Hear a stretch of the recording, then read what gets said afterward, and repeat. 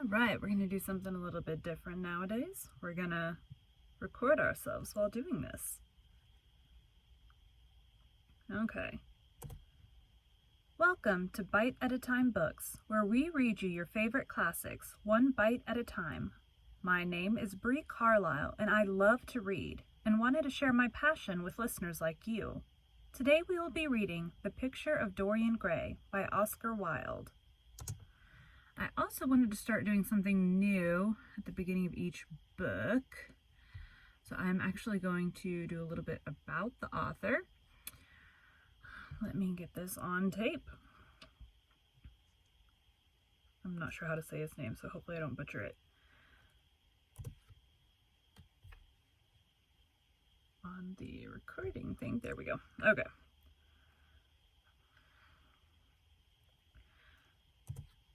Oscar Fingal O'Flaherty Wills Wilde, born October 16th, 1854, died November 30th, 1900.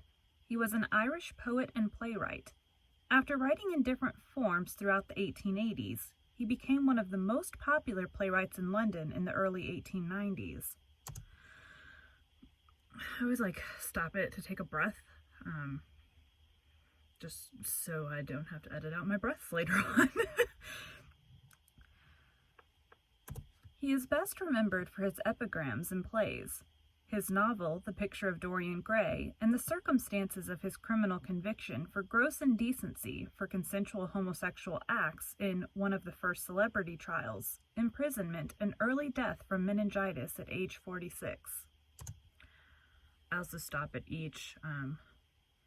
That's the end of that paragraph, so on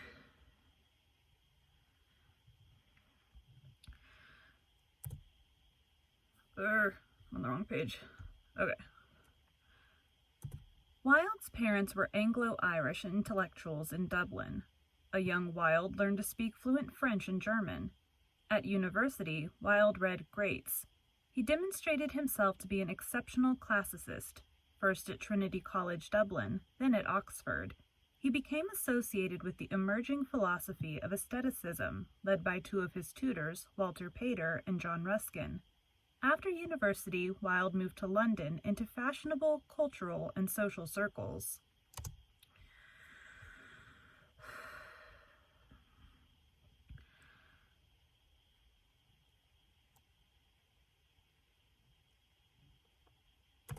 As a spokesman for aestheticism, he tried his hand at various literary activities. He published a book of poems, lectured in the United States and Canada on the English Renaissance in art and interior decoration, and then returned to London where he worked prolifically as a journalist. Known for his biting wit, flamboyant dress, and glittering conversational skill, Wilde became one of the best-known personalities of his day.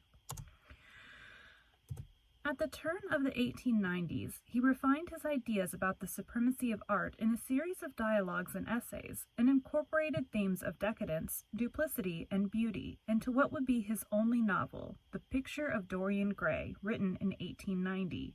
The opportunity to construct aesthetic details precisely and combine them with larger social themes drew Wilde to write drama. He wrote Salome in 1891 in French while in Paris, but it was refused a license for England due to an absolute prohibition on the portrayal of biblical subjects on the English stage. God. Unperturbed, Wilde produced 4 society comedies in the early 1890s, which made him one of the most successful playwrights of late Victorian London. And I'm just getting this information from his Wikipedia page. Not anywhere exciting. At the height of his fame and success, while The Importance of Being Earnest was written in 1895, let me take that out. Okay. At the height of his fame and success, while The Importance of Being Earnest, 1895, was still being performed in London, Wilde prosecuted the Marquis of Queensberry for criminal libel.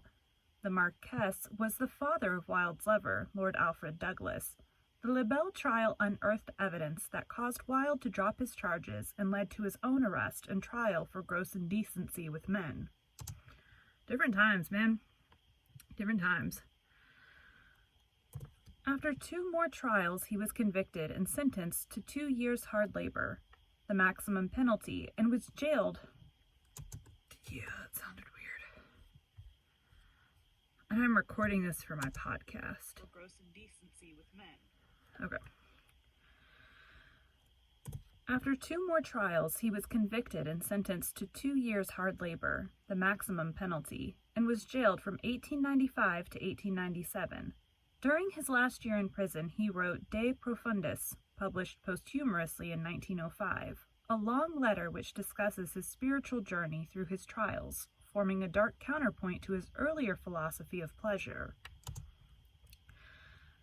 On his release, he left immediately for France and never returned to Ireland or Britain. There he wrote his last work, The Ballad of Reading Gaol, 1898, a long poem commemorating the harsh rhythms of prison life. Okay. I'm not going to read the, his entire biography, because that seems a little excessive, so just the, basics and I don't know what you want to call it.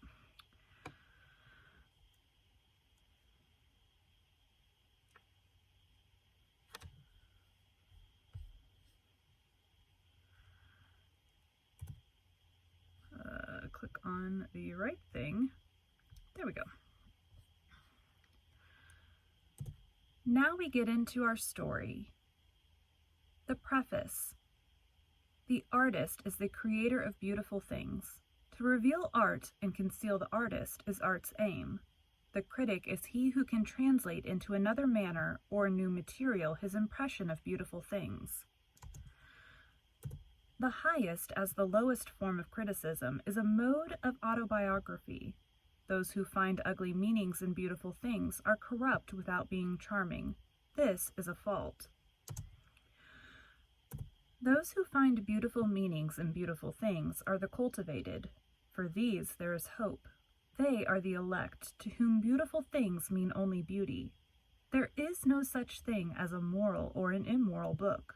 Books are well written or badly written, that is all. The 19th century dislike of realism is the rage of Caliban seeing his own face in a glass. I've got a really long paragraph. Let's do this. Sit up in my chair. I sit on like a beanbag. I like it because I can adjust it. The 19th century dislike of romanticism is the rage of Caliban not seeing his own face in a glass. The moral life of man forms part of the subject matter of the artist, but the morality of art consists in the perfect use of an imperfect medium. No artist desires to prove anything. Even things that are true can be proved. No artist has ethical sympathies. An ethical sympathy is... Oops. Where did I stop? Now we get it. Stop. It took me back to... Even things that are true can be proved. Okay. No artist has ethical sympathies. Bleh. No artist has ethical sympathies. An ethical sympathy in an artist is an unpardonable mannerism of style. No artist is ever morbid. The artist can express everything. Thought and language are to the artist instruments of an art. Vice and virtue are to the artist materials for an art. From the point of view of form, the type of all the arts is the art of the musician. From the point of view of feeling, the actor's craft is the type. All art is at once surface and symbol. Those who go beneath the surface do so at their peril. Those who read the symbol do so at their peril. It is the spectator, and not life, that art really mirrors. Diversity of opinion about a work of art shows that the work is new, complex, and vital. When critics disagree, the artist is in accord with himself. We can forgive a man for making a useful thing, as long as he does not admire it. The only excuse for making a useless thing is that one admires it intensely. All art is quite useless. Oscar Wilde. Boom. That's the preface. Let me actually save. I usually save my file names while I'm, like, before I start recording, because once I start recording, I don't like to have to, like, scroll back up and figure out preface and chapter 1. There we go. I don't like to have to, like, scroll all the way up to the top of the chapter to see, like, what that chapter was called. Anyways. Chapter 1. The studio was filled with the rich odor of roses, and when the light summer wind stirred amidst the trees of the garden, there came through the open door the heavy scent of the lilac, or the more delicate perfume of the pink flowering thorn. From the corner of the divan of Persian saddlebags on which he was lying, smoking, as was his custom, innumerable cigarettes, Lord Henry Wotton could just catch the gleam of the honey-sweet and honey-colored blossoms of a laburnum, whose tremulous branches seemed hardly able to bear the burden of a beauty so flame-like as theirs, and now and then the fantastic shadows of birds in flight flitted across the lawn to soar silk. Let me redo that sentence. And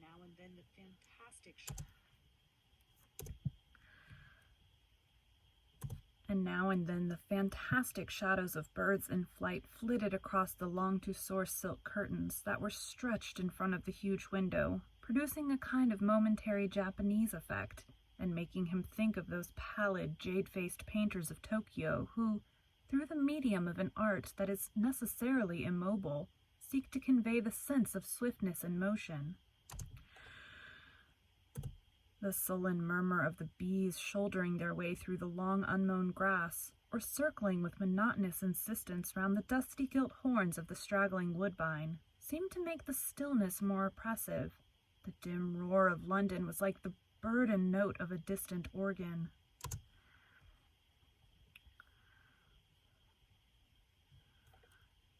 In the center of the room, clamped to an upright easel, stood the full-length portrait of a young man of extraordinary personal beauty, and in front of it, some little distance away, was sitting the artist himself, Basil Hallward, whose sudden disappearance some years ago caused, at the time, such public excitement, and gave rise to so many strange conjectures. Let me tell you, this book has some big words. As the painter looked at the gracious and comely form he had so skillfully mirrored in his art, a smile of pleasure passed across his face and seemed about to linger there, but he suddenly started up, and closing his eyes placed his fingers upon the lids, as though he sought to imprison within his brain some curious dream from which he feared he might awake.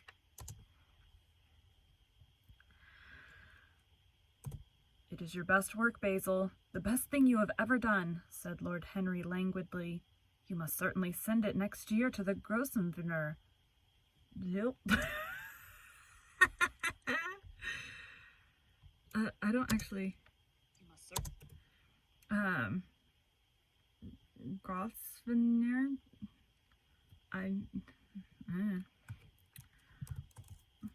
Nope, I don't want to trim that. New tab. How to pronounce Grosvenor. It looks like governor, but it's got gross in there. All right, let me see how this pronounces it.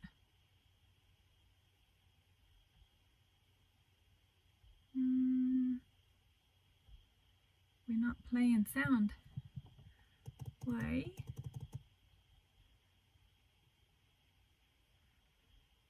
Huh. I think my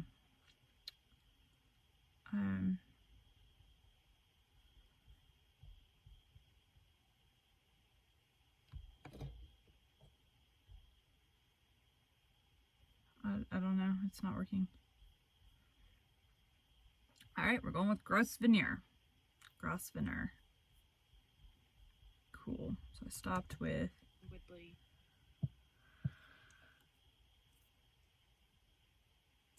You must certainly send it next year to the Grosvenor. The academy is too large and too vulgar. Whenever I have gone there, there have been either so many people that I have not been able to see the pictures, which was dreadful, or so many pictures that I have not been able to see the people, which was worse. The Grosvenor is really the only place. I don't think I shall send it anywhere, he answered, tossing his head back in that odd way that used to make his friends laugh at him at Oxford.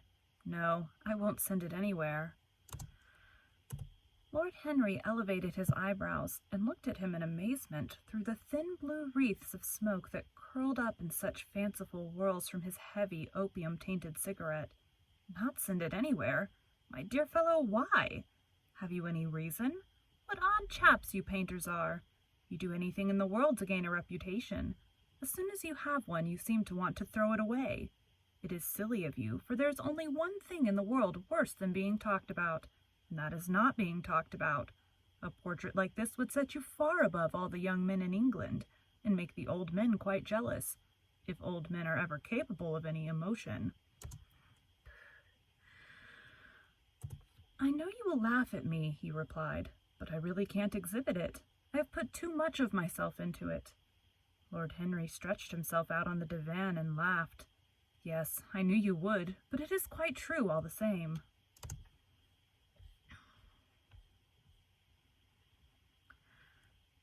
Too much of yourself in it. Upon my word, Basil, I didn't know you were so vain, and I really can't see any resemblance between you, with your rugged, strong face and your coal-black hair, and this young Adonai, who looks as if he was made out of ivory and rose leaves.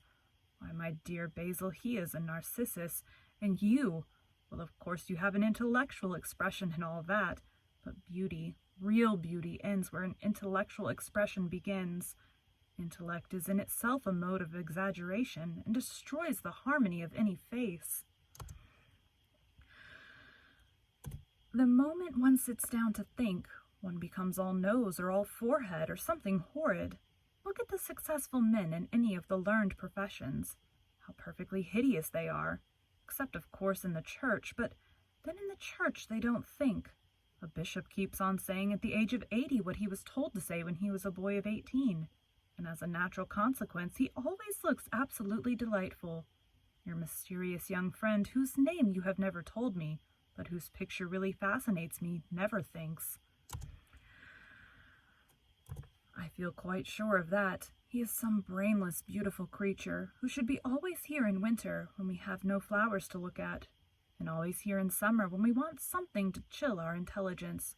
Don't flatter yourself, Basil. You are not in the least like him.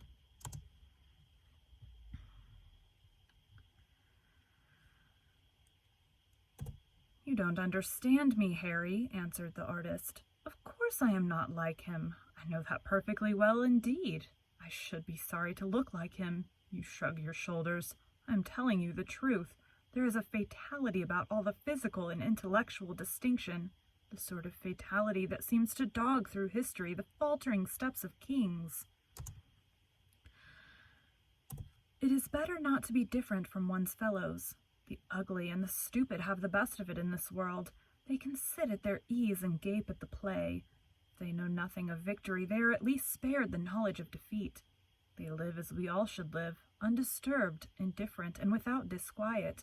They neither bring ruin upon others, nor ever receive it from alien hands.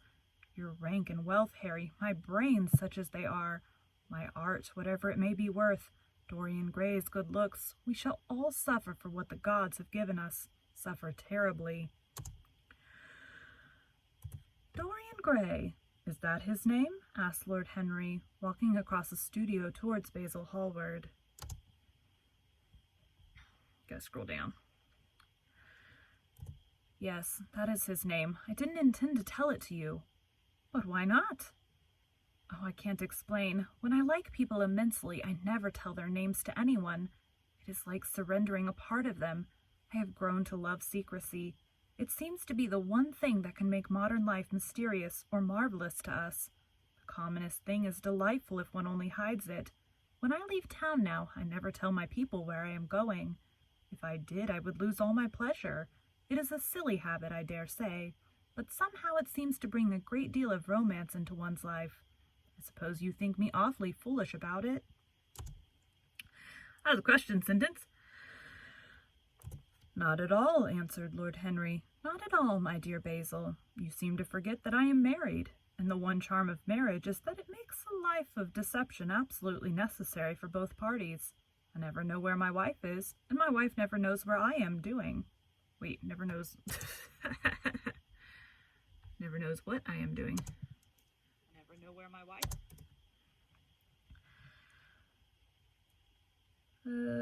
Where is it on the page? I'm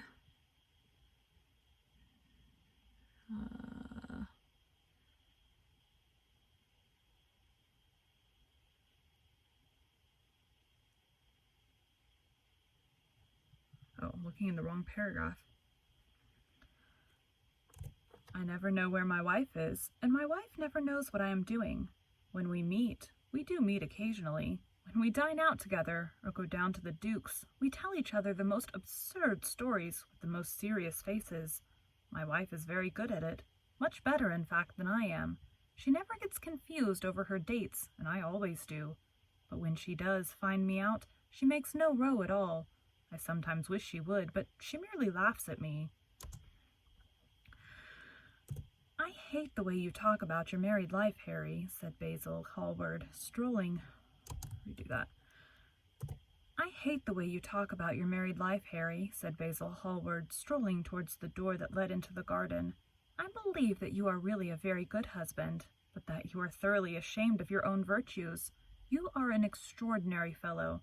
You never say a moral thing, and you never do a wrong thing. Your cynicism is simply a pose.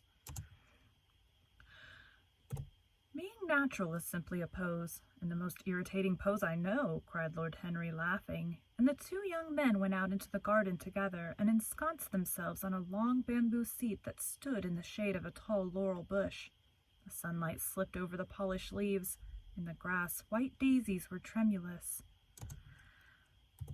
After a pause, Lord Henry pulled out his watch. I'm afraid I must be going, Basil, he murmured, and before I go, I insist on your answering a question I put to you some time ago. What is that? Said the painter, keeping his eyes fixed on the ground. Scroll, scroll, scroll. You know quite well. I do not, Harry. Well, I will tell you what it is. I want you to explain to me why you won't exhibit Dorian Gray's picture. I want the real reason. I told you the real reason. No, you did not. You said it was because there was too much of yourself in it. Now, that is childish. Harry, said Basil Hallward, looking him straight in the face, every portrait that is painted with feeling is a portrait of the artist, not of the sitter. The sitter is merely the accident, the occasion. It is not he who is revealed by the painter. It is rather the painter who, on the colored canvas, reveals himself. The reason I will not exhibit this picture is that I am afraid that I have shown in it the secret of my own soul. Lord Henry laughed. And what is that? He asked. I will tell you, said Hallward, but an expression of perplexity came over his face. I am all expectation, Basil, continued his companion, glancing at him.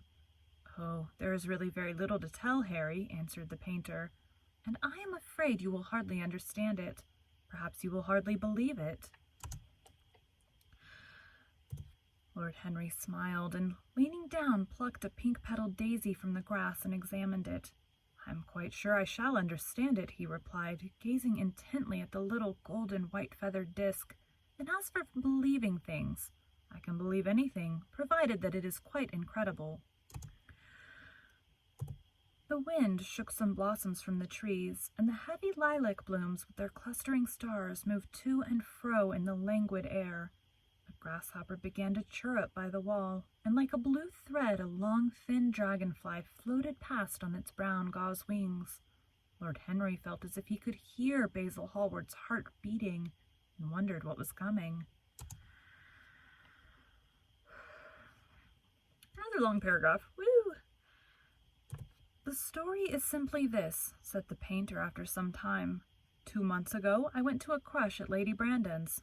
You know we poor artists have to show ourselves in society from time to time, just to remind the public that we are not savages. With an evening coat and a white tie, as you told me once, anybody, even a stockbroker, can gain a reputation for being civilized. Well, after I'd been in the room about 10 minutes, talking to huge overdressed dowagers and tedious academicians, I suddenly became I don't know. Suddenly. I mean, sometimes you're just best guess of the word and hope you get it right. Anyways. Academician? I have no idea. I suddenly became conscious that someone was looking at me. I turned halfway round and saw Dorian Gray for the first time. When our eyes met, I felt that I was growing pale. A curious sensation of terror came over me. I knew that I had come face to face with someone whose mere personality was so fascinating that, if I allowed it to do so, it would absorb my whole nature, my whole soul, my very art itself. I did not want any external influence in my life.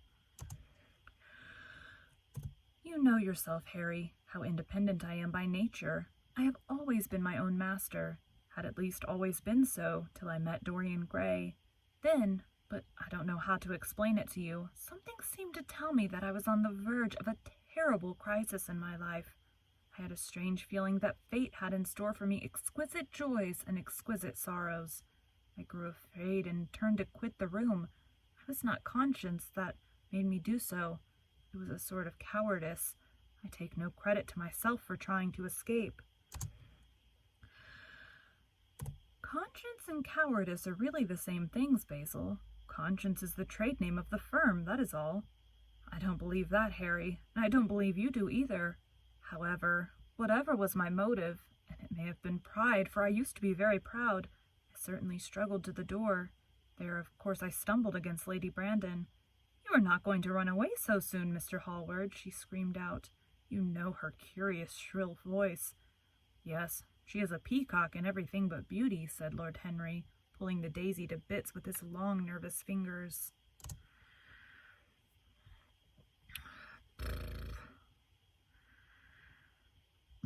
Excuse me. I could not get rid of her.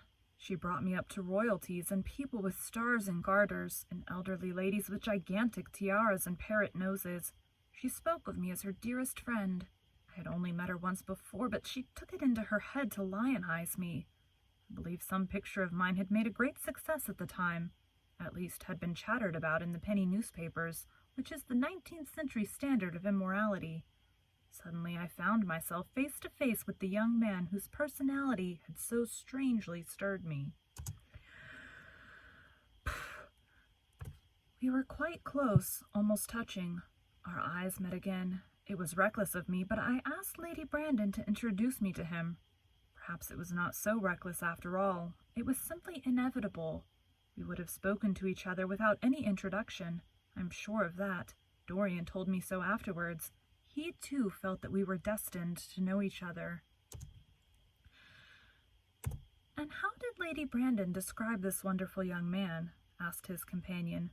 I know she goes in for giving a rapid prestige of all her guests. I remember her bringing me up to a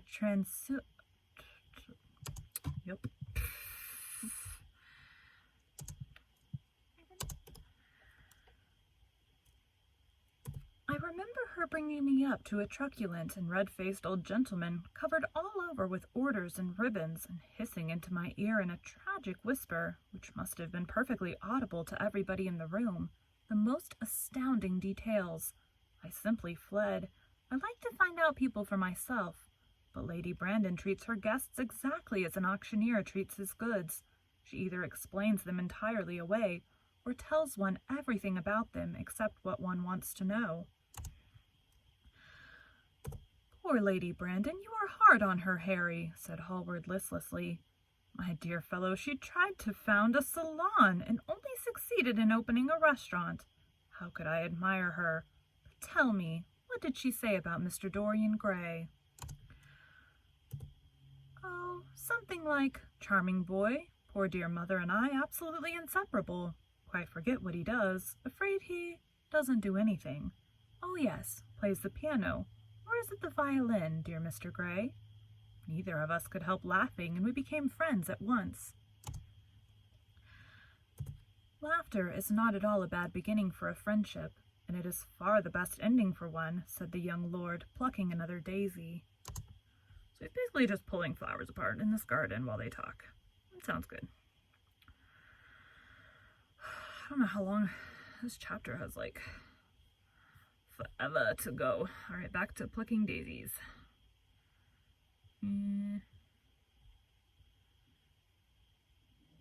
Salon daisy, there we go. Hallward shook his head. You don't understand what friendship is, Harry, he murmured, or what enmity is for that matter. You like everyone. That is to say, you are indifferent to everyone. How horribly unjust of you, cried Lord Henry, tilting his hat back and looking up at the little clouds that, like raveled skeins of glossy white silk, were drifting across the hollowed turquoise of the summer sky. Yes, horribly unjust of you. I make a great difference between people. I choose my friends for their good looks, my acquaintances for their good characters, and my enemies for their good intellects. A man cannot be too careful in the choice of his enemies. I have not got one who is a fool. They are all men of some intellectual power, and consequently they all appreciate me. Is that very vain of me? I think it is rather vain. I should think it was, Harry, but according to your category I must be merely an acquaintance. My dear old Basil, you are much more than an acquaintance, and much less than a friend. A sort of brother, I suppose? Oh, brothers! I don't care for brothers. My elder brother won't die, and my younger brothers seem never to do anything else. Harry! Exclaimed Hallward, frowning. Oh, man. My dear fellow, I am not quite serious, but I can't help detesting my relations. I suppose it comes from the fact that none of us can stand other people having the same faults as ourselves. I quite sympathize with the rage of the English democracy against what they call the vices of the upper orders. The masses feel that drunkenness, stupidity, and immorality should be their own special property, and that if any one of us makes an ass of himself, he is poaching on their preserves. When poor Southwark got into the divorce court, their indignation was quite magnificent, and yet I don't suppose that 10% of the proletariat live correctly. I don't agree with a single word that you have said, and what is more, Harry, I feel sure that you don't either. I think you're lying. All right.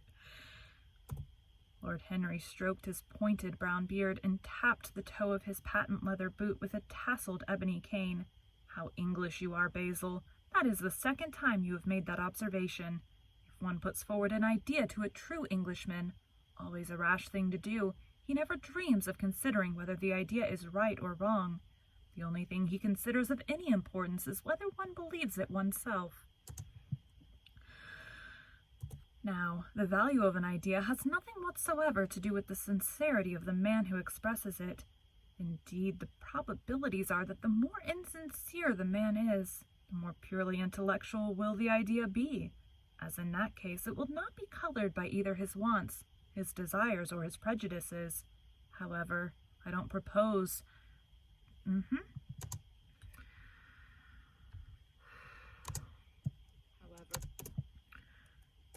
However, I don't propose to discuss politics, sociology, or metaphysics with you. I like persons better than principles, and I like persons with no principles better than anything else in the world. Tell me more about Mr. Dorian Gray. How often do you see him? Every day. I couldn't be happy if I didn't see him every day. He is absolutely necessary to me. How extraordinary. I thought you would never care for anything but your art. Big long paragraph. Gotta scroll down.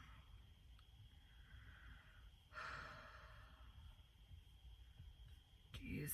Okay.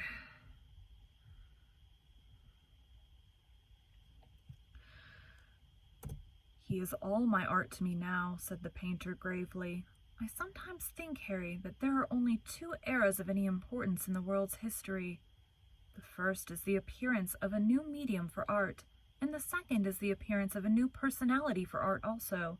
What the invention of oil painting was to the Venetians, the face of Antonius was to late Greek sculpture, and the face of Dorian Gray will some day be to me. It is not merely that I paint from him, draw from him, sketch from him. Of course, I have done all that, but he is much more to me than a model or a sitter. I won't tell you that I am dissatisfied with what I have done of him, or that his beauty is such that art cannot express it. There is nothing that art cannot express, and I know that the work I have done since I met Dorian Gray is good work, is the best work of my life. But in some curious way, I wonder, will you understand me? His personality has suggested to me an entirely new manner in art, an entirely new mode of style. I see things differently. I think of them differently. I can now recreate life in a way that was hidden from me before, a dream of form in days of thought. Who is it who says that? I forget, but it is what Dorian Gray has been to me, the merely visible presence of this lad, for he seems to me little more than a lad, though he is really over 20. His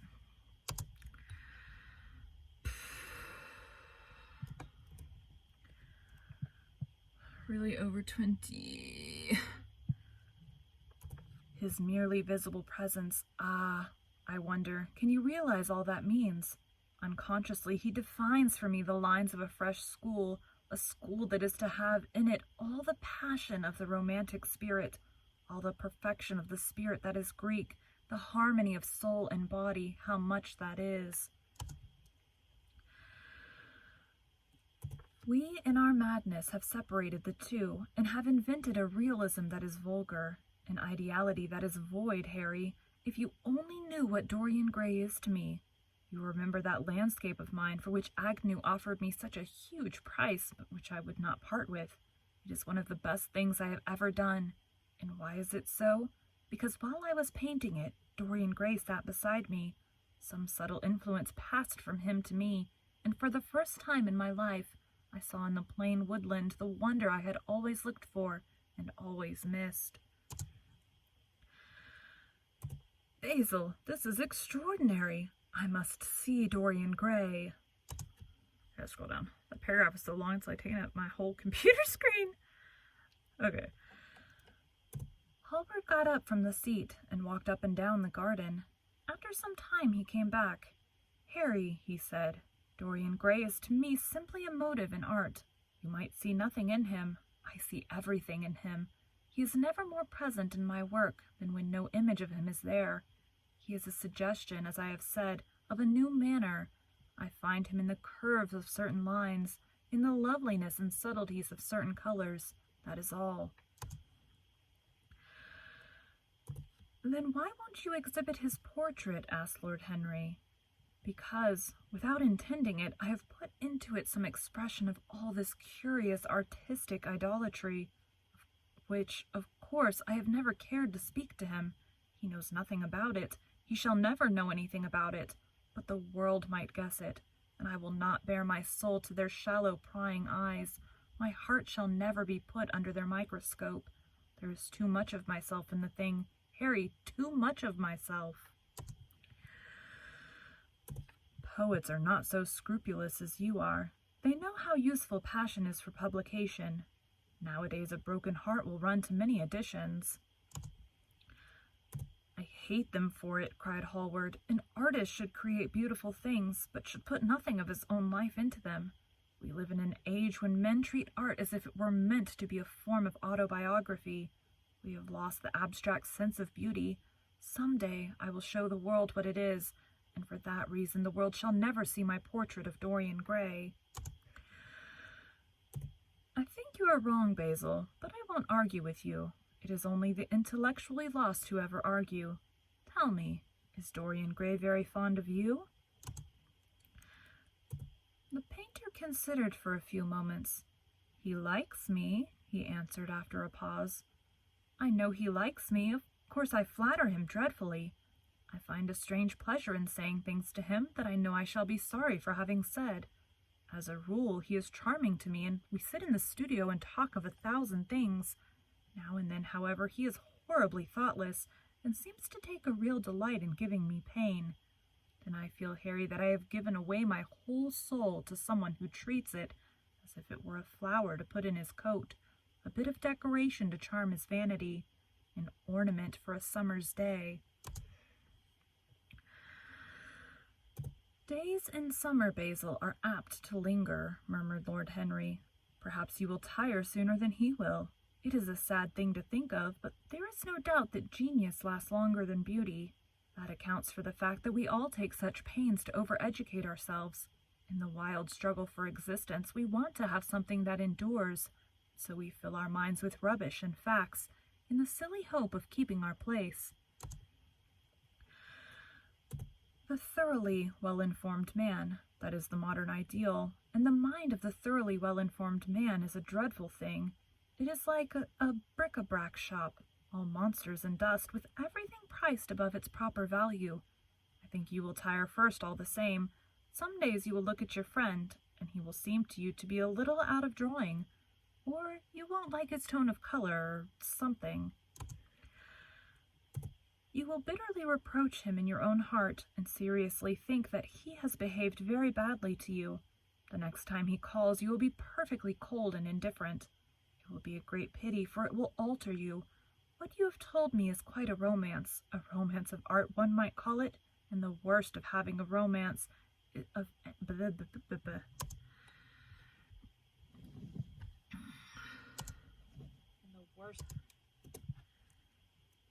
And the worst of having a romance of any kind is that it leaves one so unromantic. Harry, don't talk like that. As long as I live, the personality of Dorian Gray will dominate me. You can't feel what I feel. You change too often.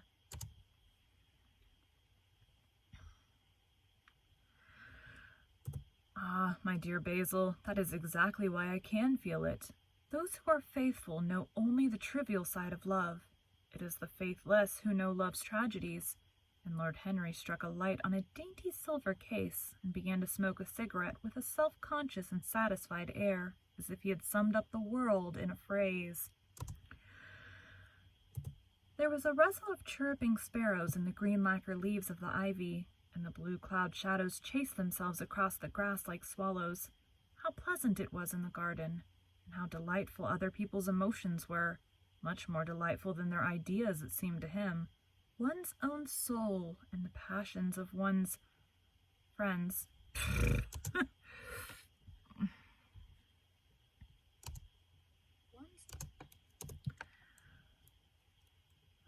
find my place.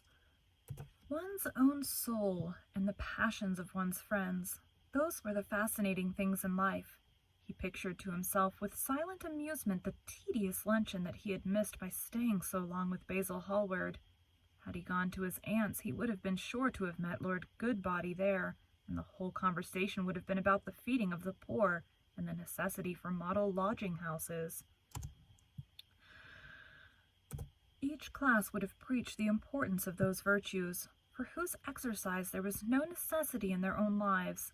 The rich would have spoken on the values of thrift, and the idle grown eloquent over the dignity of labor.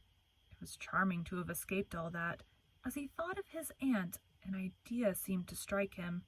He turned to Hallward and said, "My dear fellow, I have just remembered." "Remembered what, Harry?" "Where I heard the name of Dorian Gray." "Where was it?" asked Hallward, with a slight frown. "Don't look so angry, Basil. It was at my aunt, Lady Agatha's. She told me she had discovered a wonderful young man who was going to help her in the East End, and that his name was Dorian Gray. I am bound to state that she had never told me he was good-looking." Women have no appreciation of good looks. At least, good women have not.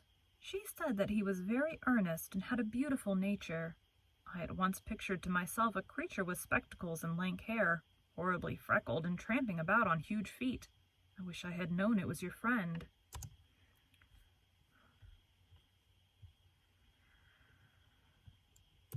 I'm very glad you didn't, Harry. Why? I don't want you to meet him. You don't want me to meet him? No. Mr. Dorian Gray's in the studio, sir, said the butler, coming into the garden. You must introduce me now, cried Lord Henry, laughing. Well, yeah, I don't want you to meet him. Hey, he's here. The painter turned to his servant, who stood blinking in the sunlight. Ask Mr. Gray to wait, Parker. I shall be in a few moments. The man bowed and went up the walk. Then he looked at Lord Henry. Dorian Gray is my dearest friend, he said. He has a simple and a beautiful nature. Your aunt was quite right in what she said of him. Don't spoil him. Don't try to influence him. Your influence would be bad. The world is wide and has many marvelous people in it. Don't take away from me the one person who gives to my art whatever charm it possesses. My life as an artist depends on him. Mind, Harry, I trust you. He spoke very slowly, and the words seemed wrung out of him almost against his will. What nonsense you talk, said Lord Henry, smiling, and taking Hallward by the arm, he almost led him into the house. Okay, that's the end of the chapter. Let me read the end of my closing of my podcast. Ending, continuing, ending, blah, blah, blah. Okay. Thank you for joining Bite at a Time Books today while we read a bite of one of your favorite classics. If you enjoyed today's bite, please drop us a review on your favorite podcast platform. Also, be sure to check us on our website, www.biteatatimebooks.com, or all the social media at Bite at a Time Books. Again, my name is Bree Carlile, and I hope you come back tomorrow while we take the next bite of the Picture of Dorian Gray. Boom. Save that business. And done. Thanks for watching, guys.